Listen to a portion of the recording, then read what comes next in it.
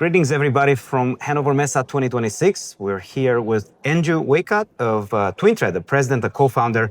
Andrew, welcome. How would you describe TwinThread in one sentence? So we're an industrial AI platform. We leverage industrial data, turn it into digital twins, and then deliver out of the box AI and ML-based solutions to solve problems like downtime optimization, quality improvements, center lining, et cetera. Thank you for that. Now, you have over 1 million digital twins and 2 million AI models running in production currently. When a manufacturer walks into your booth here at Hannover Messe in partnership with AWS, what do they see first? I think the first thing any manufacturer should do is think about how to get started quickly and ideally expand that over the breadth of their industry or their footprint as quickly as possible. So we typically start that with a customer using our center lining solution. So taking a center line of your process and then putting that in front of your operators, having them see and steer the process to that center line is really the first step.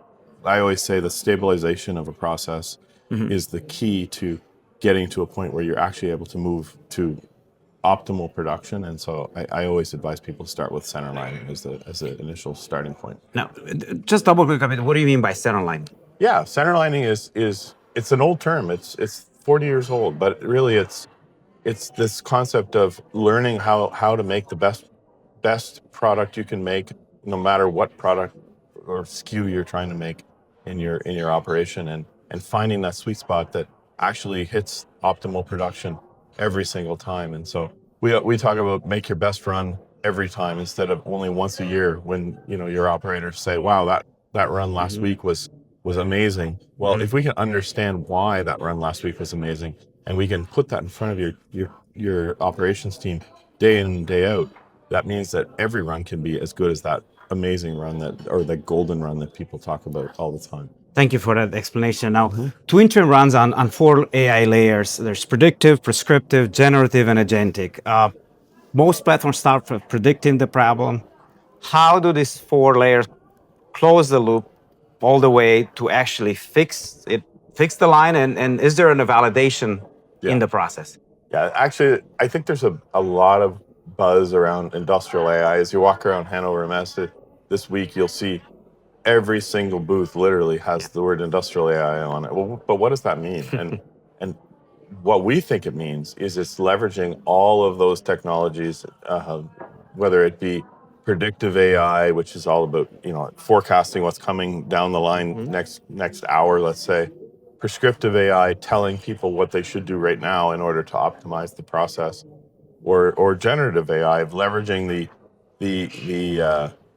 the tools and all the insight that we have to sort of expose and help people solve problems quicker in natural language. The key to closing the loop is really having fact-based insight about what's going on and pushing that fact-based insight that we know and have confidence can be used to optimize a process, and pushing that to the people that matter, and even the closing the loop to the control systems that actually change that. So we have many customers now that are actually delivering real-time optimizations to the shop floor, where we literally are fully closed loop and are optimizing processes based on our AI-driven insights, but actually pushing that and driving optimizations continuously on the shop floor. Now, a lot of manufacturing plants have problems with operators or the turnaround with the operators and training them. When I was in visualization controls over 10 years ago, it used to be the saying it takes about 2 years to really fully train an operator, yet the 6 months they're out the door. So you're helping speed that up. Absolutely. And any sort of numbers that you can throw in there? Hey, we've had this manufacturer, you don't have to name who that was, but it saved X amount of time, but for training those operators, empowering those operators. I think what we do with our solution is really about embedding into the technology the awareness and understanding of all those little black books that people have in their back pockets, right? So we're learning how your process runs best, and we're feeding that to the operators in the shop floor in a way that means that you don't have that sort of black magic involved anymore, right? So we actually have a customer that they've been a customer for a while now, actually, and during COVID or prior to COVID, they had average tenure of their operators was 10 plus years of experience. As with every company in the world today, turnover has become a major challenge, and their average operator now is less than 2 years of experience. So how do you, as you said, how do you train those people knowing they're only going to be around for 18 months maybe, right? And so the answer, as we see it, is to ensure that the technology is understanding that expertise that used to be in people's black book in their back pocket, and ensure that they're always driving that sort of optimal way of running, and reinforcing that with the software involved. So we've done that in many companies around the world, and find that it actually is driving significant value. The other thing I'd say is that as you think about this sort of challenge globally, one of the ways to solve that is by amplifying the expertise of the few expert you do have, right? And so we talk about having a virtual operations center. And really, if you think about like NASA mission control, if you've got somebody that's an expert at some particular type of manufacturing, and that person can be sitting in their home or in a plant somewhere in the world, why can't they monitor and optimize processes like the ones they're experts in, regardless of where they are in the world? And so our technology is designed to get that expert the information they need to be able to monitor not just the plant they're in, but all the plants around the world that are similar to that. Interesting. That technology made it possible, one push of a button, get the best resource, not the distributor on a corner street that may or may not have the resources to finish, other than the fact that they are closer to the plant. So I want to switch over to something that we've read on the AVEVA as we prepare for this meeting. So they just released the results from manufacturers using your analytics engine, and I quote, 100% first pass yield, 12% higher uptime, and a consumer goods company that saw about 30% jump in process to product conversion. Yeah. What's happening inside the platform that produces those kinds of numbers? Yeah. So first of all, AVEVA's a great partner of ours. We work closely with them, and their product, Advanced Analytics, is actually a private label version of TwinThread, and we're very proud and love our relationship with AVEVA. What you're describing are real results from real customers that are targeting opportunities in their processes to innovate and improve their production performance.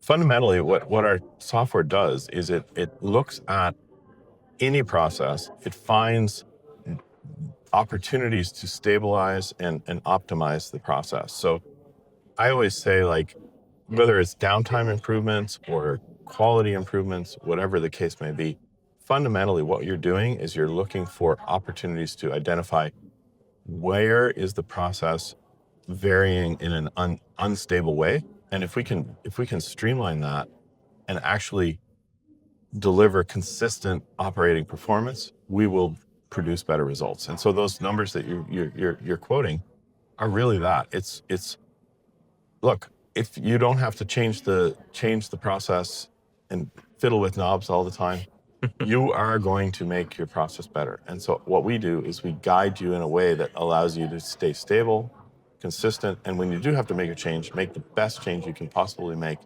right now to deliver the results that you want to make, given all the conditions that are happening right now in a process.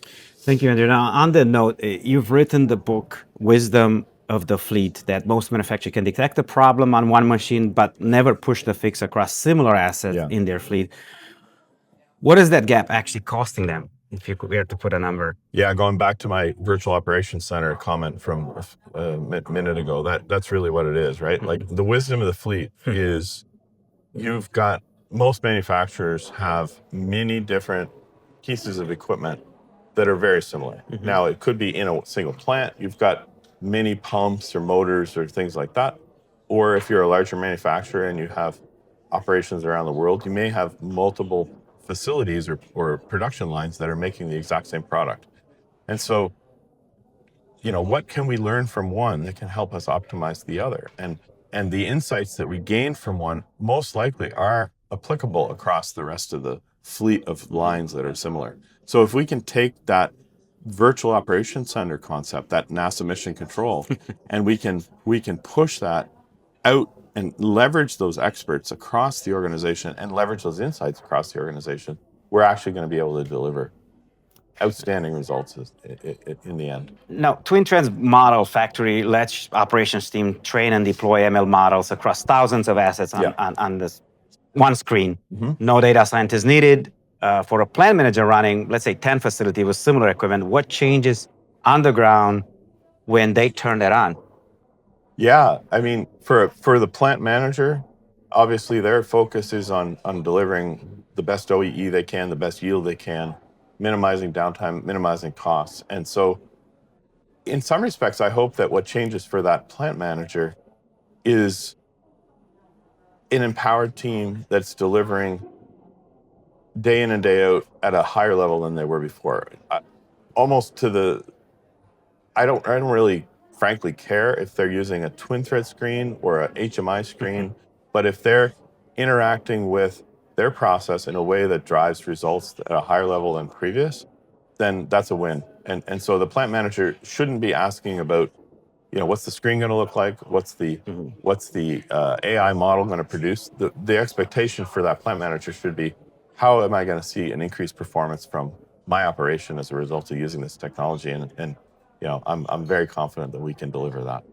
Thank you for that. Now, I know you've touched on empowering, but you've also spent nearly a decade building towards autonomous industrial operations. Yeah. Where is that line now between AI assisting the operator and AI running the process? And how close are your customers to crossing it? Yeah, I mean, so first of all, we have customers that have been running in an autonomous manner for quality optimization, for example, for I think 5 years already. So this isn't like some futuristic idea. You can deliver closed loop automation powered by AI today. And frankly, for the last 5 years, we've been doing that. So it's really a question of how, not if. So to me, the key to that being successful is delivering it in a manner that allows for the appropriate level of guardrails to be in place for that closed loop control. So when we do that with our customers, our advice to them is to think about the fact that, when an operator goes and makes an adjustment in the process, you do have in your control system guardrails in place to prevent an accidental error in the entry of a set point or something like that, right? So if an operator can make that change and you trust it, why can't an ML model or an AI model also make that same change that you apply the same guardrails to effectively, right? And so that's typically our approach to this is if we can communicate to the control system in a similar manner to how a human communicates to the control system, and we put the same guardrails in place with the AI model as we do with the operator, then in theory, you should be able to benefit from the advantages of AI in that way. Ultimately, it's not really that scary. If you put the right guardrails in place and you deliver compelling insights that are within the constraints of acceptable tolerances for that process, it makes sense to use closed loop AI to drive that optimization, because what's happening as a result of that is instead of having an operator make those adjustments once an hour, let's say, and then wait for the results to happen, we can make those adjustments continuously and know that we're making the right adjustments at the right time to deliver the right results. Thank you, Andrew.